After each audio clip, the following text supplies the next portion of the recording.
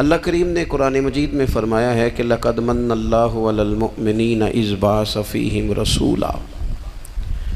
फरमाया तहकीक अल्लाह ने मोमिनों पर एहसान फरमाया है कि उन्हें अपना रसूल अता फरमाया। इसका सिर्फ तर्जुमा कभी बंदे की समझ में आ जाए ना तो सारा मिलाद उसकी समझ में आ जाता है।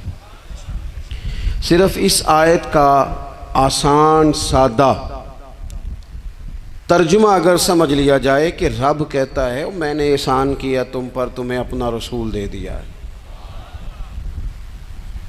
वो दो आलम की रहमत हैं, वो जहाँ चाहते वहीं रहते।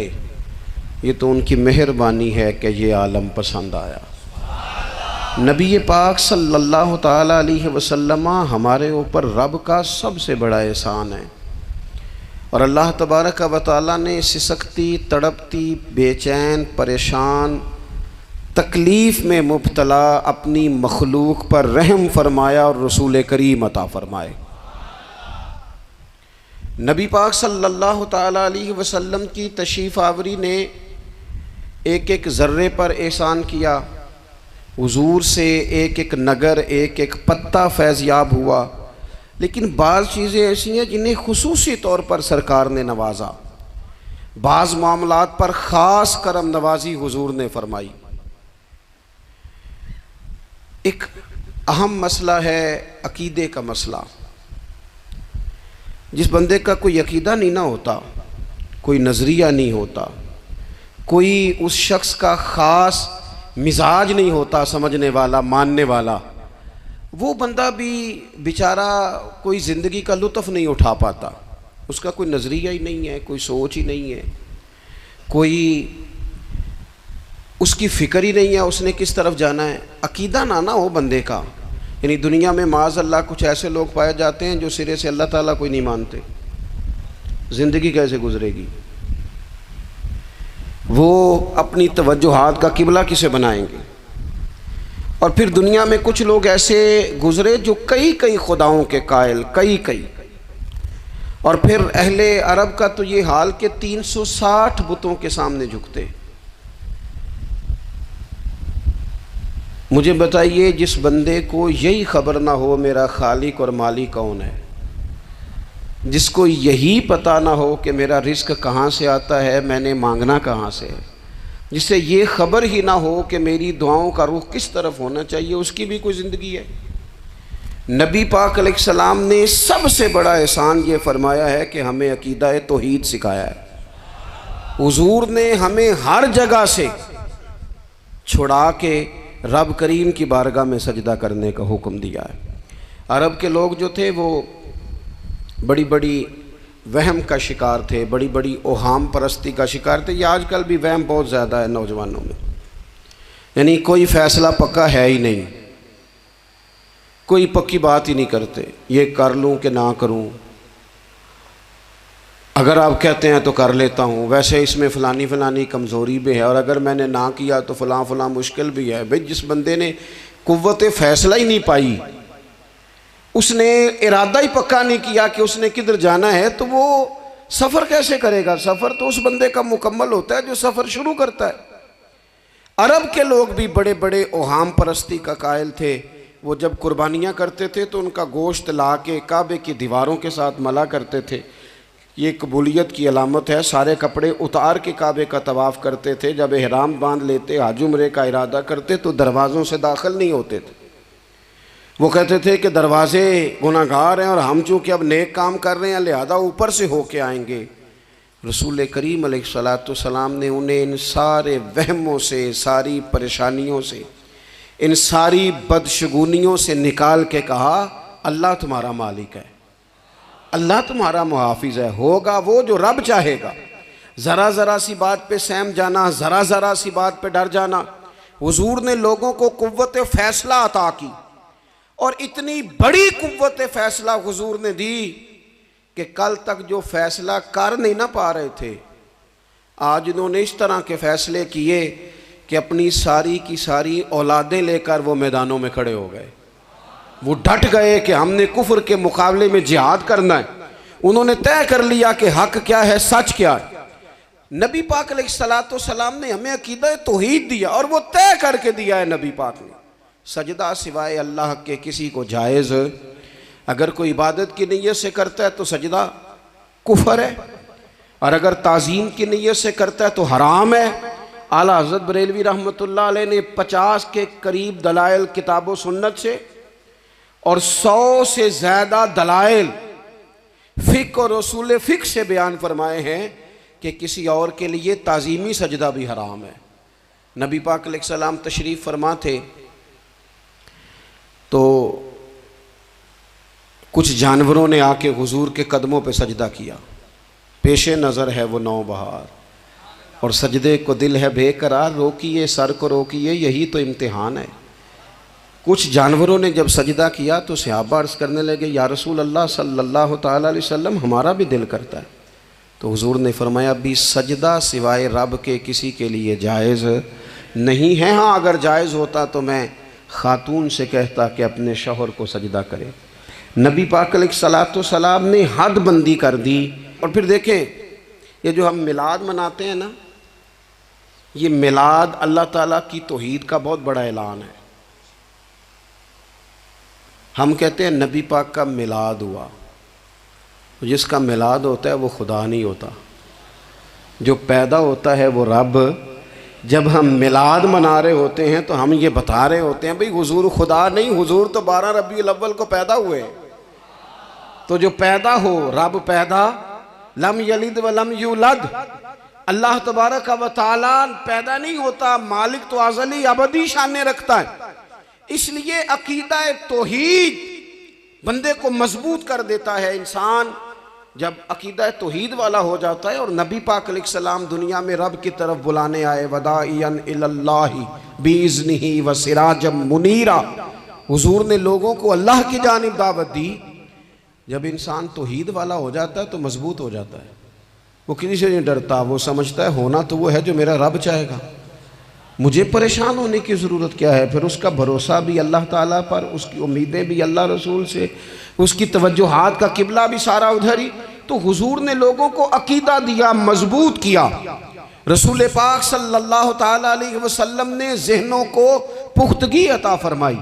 तो सबसे बुनियादी चीज़ हुजूर का जो एहसान है वो अकीदा है। फिर बाज़ ख़ास तबकात पर हुजूर ने ख़ास एहसान किया। आज भी पूरी दुनिया में ढिंढोरा पीटा जाता है औरतों के हुकूक का, पूरी दुनिया के अंदर। और बाज़ लोग औरतों को बड़ा धोखा देते हैं, कहते हैं तुम्हें हक नहीं मिलते लिहाजा तुम सड़कों पे आ जाओ, माज़अल्लाह तुम्हें हक नहीं मिलते लिहाजा तुम माज़अल्लाह बाज़ारों की रौनक बन जाओ। औरतों को बड़ा परेशान किया जाता है हुकूक के ताल्लुक़ से। नबी पाक अलैहिस्सलाम की आमद से पहले कोई खातून के साथ सलूक अच्छा नहीं किया जाता था, उसका कोई जायदाद में हिस्सा नहीं था। औरत का खामद अगर फौत हो जाता तो वो अपने ससुराल के ख़ानदान की प्रॉपर्टी बन जाती माज़अल्लाह, और जिसके मर्जी चाहे सुपुर्द कर देते। हिंदुस्तान के बाज़ इलाकों में ऐसी कभी रस्में भी पाई जाती थी कि बाज़ औरतें अपने खामद के साथ जल जाना मुनासिब समझती थी कि बाद में कोई ज़िंदगी तो होगी नहीं।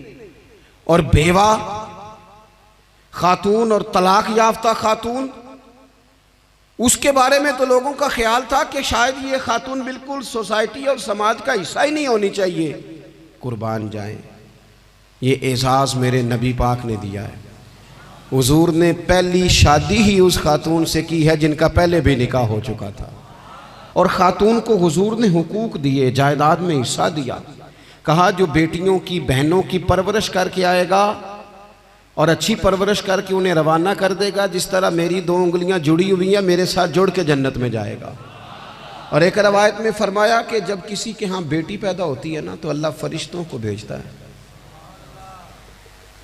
और वो उसके गिर्द खड़े हो जाते हैं और घर वालों को सलाम कहते हैं और कहते हैं ये ज़ईफ़ा एक ज़ईफ़ा से पैदा हुई है, ये कमज़ोर यानी सनफ़ के लिहाज से कमज़ोर नाजुक बच्ची एक नाजुक माँ से पैदा हुई है। फरिश्ते कहते हैं जो इसकी परवरिश करेगा ना अल्लाह क़यामत तक उसकी मदद करेगा, उसकी हमेशा मदद होती रहे। और नबी पाक सल्लल्लाहु ताला अलैहि वसल्लम की खिदमत में आके जब ख़वातीन ने कहा था ना, या रसूलल्लाह हमारे तो दीन दुनिया के मामलात में मर्दों के ताल्लुक़ से कमज़ोरी है, कई दिन तो हम वैसे नमाज नहीं पढ़ सकती महीने में, कई दिन तो हम वैसे इबादत के करीब नहीं जा सकती, जिहाद पे हम नहीं जाती, गवाही हमारी मर्दों के बराबर नहीं, तो या रसूलल्लाह सल्लल्लाहु अलैहि वसल्लम हमारा भी कोई एहसास है?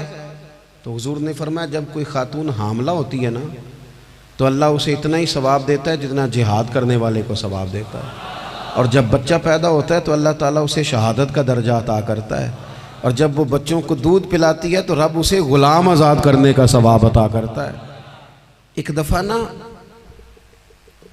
नबी पाक सल्लल्लाहु ताला अलैहि वसल्लम की खिदमत आली मर्तबत में हज़रत आयशा सिद्दीक़ा रदी अल्लाह ताला अन्हा ने एक वाक़या अर्ज़ किया। अर्ज़ की हुज़ूर आज मेरे साथ अजीब मामला हुआ, मैं घर में अकेली थी तो एक खातून 2 बेटियों समेत आई। उसने कहा कि मैं भी भूखी हूँ, मेरी बेटियाँ भी परेशान हैं, खाना नहीं खाया। सैयदा पाक कहती हैं या रसूलल्लाह मेरे पास भी 3 खजूरें थीं घर में पड़ी, ये 2 जहाँ के शाह हैं पर पास कुछ रखते नहीं, और 2 जहाँ की नेमतें हैं इनके खाली हाथ में। फरमाती हैं वो तीनों खजूरें मैंने उन तीनों माँ बेटियों को दे दी। माँ ने पहले एक एक खजूर दोनों बेटियों को दी, फिर बच्चियाँ वो खजूर खा के माँ की तरफ देखने लगी, तो जो खजूर माँ के पास थी अम्मा ने उसके भी 2 हिस्से करके बेटियों में बांट दिए। हज़रत आयशा अर्ज़ करने लगी या रसूलल्लाह मैंने ये बड़ा निराला रंग देखा है, माँ का अपने बच्चों से प्यार का अंदाज। तो हुजूर ने क्या फरमाया? नबी पाक अलैहिस्सलातु सलाम फरमाने लगे सुन, फिर अल्लाह ताला ने उस औरत पर जन्नत को वाजिब कर दिया है। फरमाया अल्लाह ने उसे जहन्नुम से दूर कर दिया जो बेटियों के मामले में आजमाया गया, और जिसने फिर उनके साथ अच्छा सलूक किया।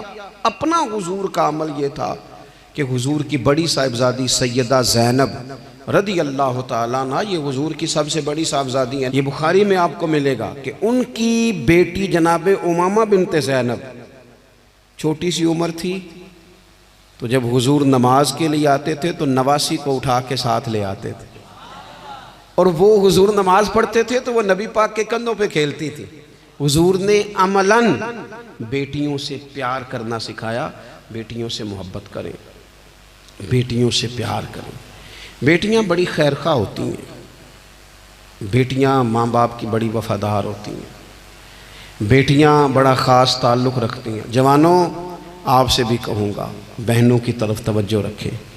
जो किसी की बहन आपके घर है उसका भी ख़ास एहसास करें, वो भी किसी की बहन है, लेकिन अपनी बहन के साथ भी ख़ास निस्बत का ताल्लुक़ कायम रखें। रिश्तों में एतदाल होना चाहिए।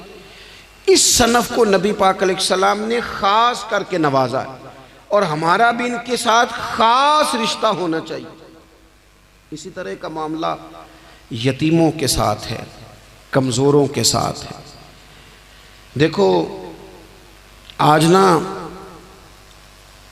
हमारे यहाँ कमज़ोरों, गरीबों, मिस्कीनों, यतीमों की मदद तो की जाती है, लेकिन उन्हें लोग अपने माहौल का हिस्सा नहीं बनाते। यानी कभी गए तो गरीबों में आटा बांटा है, कभी गए तो गरीबों में जाके कपड़े तकसीम कर रहे, कभी गए तो गुरबा को कुछ वक्ती तौर पर कुछ ज़रूरियात ज़िंदगी दे दी, कभी ईदियाँ बांट दी, कभी सैलाब ज़दगान में चले गए। गुरबा को कुछ ना कुछ सदकात तो दे दिए जाते हैं, उन पर कुछ खैरात तो कर दिया जाता है, लेकिन उन्हें सोसाइटी का माहौल का हिस्सा नहीं बनाया जाता। ऐसा नहीं होता कि उन गुरबा के बच्चों को उठा के बड़े शहरों में लाया जाए, उनकी तालीम का ख्याल किया जाए, उन्हें अपने माहौल में रखा जाए, उनकी बेहतरीन परवरिश का बंदोबस्त किया जाए। कायनात में बड़े लोगों ने काम किया वेलफेयर का, बड़े लोगों ने गरीबों के साथ ताउन किया, बड़े लोगों ने मोहब्बत की, सब काबिल तारीफ है। लेकिन हमने ये किया कि उनकी इमदाद तो की, लेकिन उनकी महरूमियों का इजाला नहीं किया।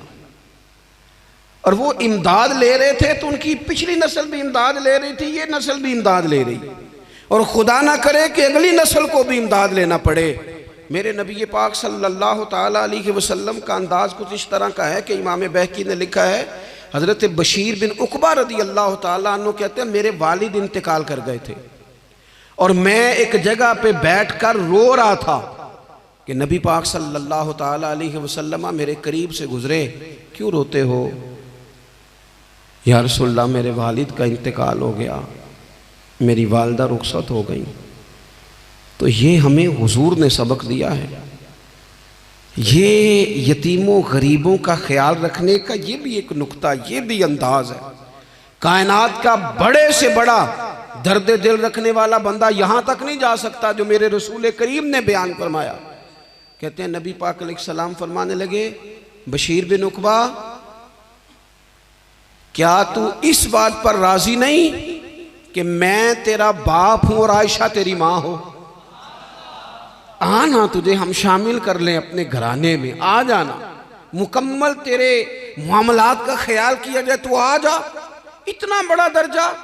नबी पाक ने तो हजरत सलमान फारसी के बारे में भी फरमाया कि मैंने उन्हें अपनी अहले बैत में शामिल कर लिया। रसूलुल्लाह सल्लल्लाहु ताला अलैहि वसल्लम गुरबा के लिए, मसाकीन के लिए, यतीमों के लिए, नादारों के लिए जो ख़ास एहसान बन के आए, वो ये वाला लहजा नहीं कि हम मुतमईन हो गए कि ठीक है हम गए तो थे, इतने पैकेट बांट तो आए, इतना कुछ हमने दे तो दिया, फलाना काम कर तो लिया, और वैसे वो भी कब तक किया जब तक खबरें तेज थी। हमारे मुल्क में सैलाब आया, मीडिया ने खबर दी, शोर हुआ, लोगों ने बड़ी कोशिश की, अल्हम्दुलिल्लाह बड़े अच्छे जज्बात का इजहार किया, ढेर सारे लोग वहाँ गए। मैं आपसे पूछता हूँ कि क्या सैलाब ज़दगान सारे अपने अपने घरों में चले गए? उनके घर बन गए? लेकिन हमारे जज्बे क्यों ठंडे हो गए? इसलिए कि खबरें ठंडी हो गई। हम तो चलते हैं ट्रेंड के साथ कि आजकल ट्रेंड क्या है। अगर खबर इधर की है तो ज़ौक़ इधर का है, खबर उधर की है तो ज़ौक़ उधर का है। देर पा काम करना और ख़ास जज्बात पैदा करना इन लोगों के लिए। हज़रत सैयदना अब्दुल्लाह बिन अबी औफ़ा रज़ियल्लाहु ताला अन्हु रवायत करते हैं, एक यतीम बच्चा आया था, उसने अर्ज़ की हुज़ूर मेरी माँ भी भूखी है और मेरी एक कमशीरा है वो भी भूखी है, ए रोटी दा दुख ना पूछो, रोटी ते बंदा खा जाती है। ये जो भूख होती है ना, भूख, बहुत सारे लोग ना, मैं एक शादी में था तो वहाँ एक दो लोग खाना खा रहे थे, तो बाज़ लोग उन्हें देख देख के मजाक कर रहे थे, वीडियो बना रहे थे, कहते देखो खाना ही नहीं आता, क्या अंदाज है, सारा इनका मुंह जो है वो खाने से भर गया, हाथ देखो कहाँ तक इनके लिथड़ गए, क्या अंदाज है। तो मैंने कहा तुम उनके कपड़े भी तो देखो ना, अंदाज, बैठना उठना, कपड़े पहनना, ये गरीबी का पता देते हैं। भूख जब तेज़ लगी हो फिर खाने के आदाब लोगों को याद नहीं रहते।